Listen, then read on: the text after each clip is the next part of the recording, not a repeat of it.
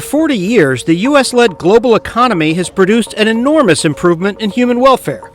Since 1981, the proportion of the world's population living in extreme poverty on less than $1.90 per day has fallen from 42% to 10%. But in countries with advanced economies, inequality of income and wealth has surged. And nowhere has it surged more than in the U.S., where reliance on free market forces has been strongest.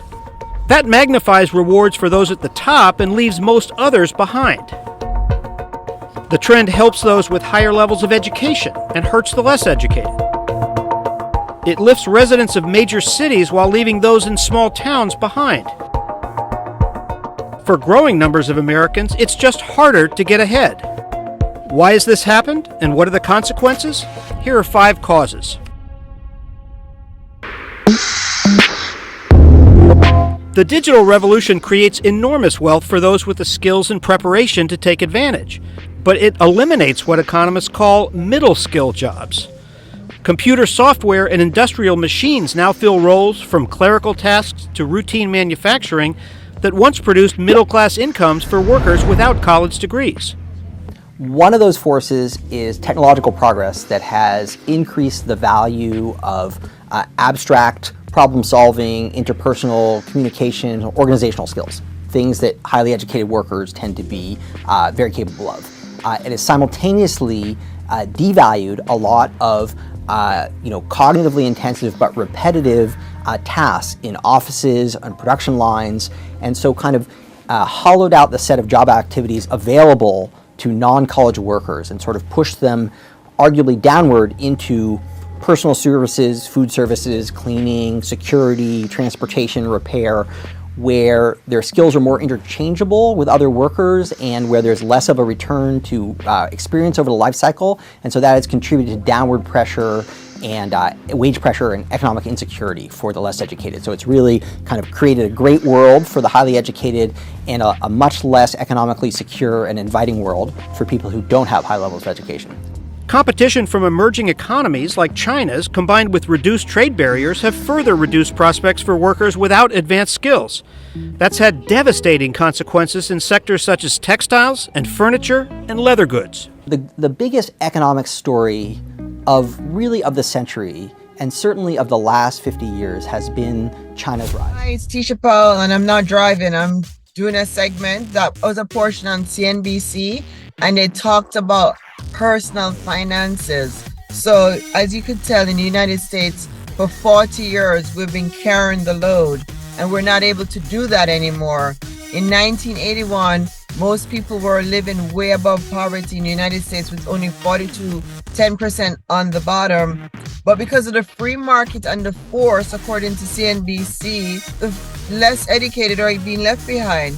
But they used 5 things that I think was very important, and I think that you can use these 5 things to get ahead. So I'm going to teach you 5 ways to get out of debt. You just really need to save, have a budget, invest, have an online business. Look at an online business. It does $3,000 per month. It takes $400 to run. You could look at stocks, look at mutual funds, look at a part-time job. And friends, I just want to remind you to subscribe for free. We need to get to 100,000 subscribers. That way we can start doing some free giveaway. So here are some things that I want to tell you. It's not what you make, it's what you hold on to. So at 19, I had no degree, but I was making $1,200 per month, and I kept $200 saved. And from the $200, I was living on $1,000. So I'm telling you, it's not what you make, it's what you keep.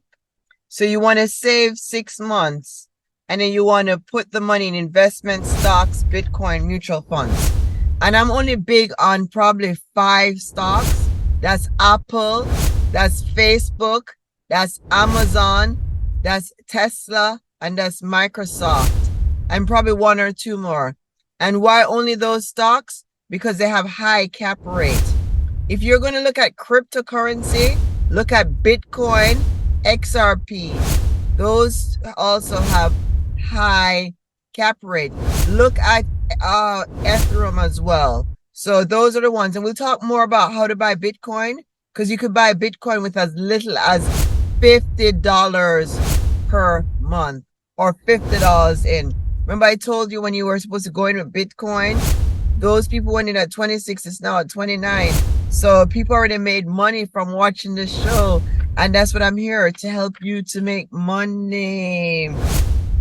So what are we going to do? We're going to acquire assets. Here's an example of an asset that we can acquire, a real estate. Let's say you're in the United States, you're a US citizen or a green card holder. Then you're looking at $265 for a townhome, around 1,700 square feet. So that townhome at 1,700 square feet, it's at $265. And because it's at $265, you put in 3% down, which is $7,950. So that's all you need to do to get a home in the United States, a home in the United States, because you're buying a townhome. And then you're going to owe $257. What are you going to do with the $257? You're going to get a mortgage, and you'll pay the mortgage over an extended period of time. Most mortgages in the United States are either 30 or 40-year mortgages. And then you'll get a little PITI, principal, interest, tax, and insurance. So that's about $25.51 that you'd have to pay every month on an asset, which is good because once you pay it off, then guess what? You are going to be rich. Also, too, you can also, it's locked in. So that's why people like mortgages as well. It's not like rent that goes up. Yes, taxes and property insurance goes up, but your mortgage is usually a fixed mortgage. Look into an online business. These are some online business that are like at the top today. TikTok, Facebook, YouTube, Airbnb, Amazon, and Shopify. So TikTok, Facebook, YouTube, Airbnb, Amazon, and Shopify. You can start an online business with $3,000, per month you'll be making. These online businesses are very little to run. Some people are running online business with only $50 per month, and because there's not much overheads when it comes on to these online businesses. And if you don't feel comfortable in an online business, work a second job. But you've got to be able to get ahead, and in order to get ahead, you're going to have to save and you're going to have to invest your money. So that's what I've been telling people. It's not how much you make, it's how much you keep.